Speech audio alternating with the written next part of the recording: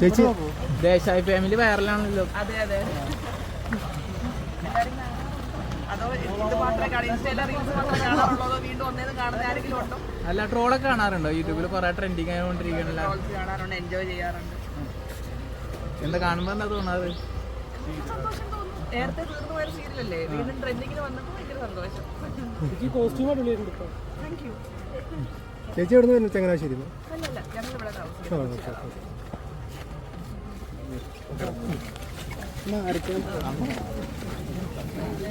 പുതിയ update മഴവിലൊരു serial ചെയ്യുന്നുണ്ട്.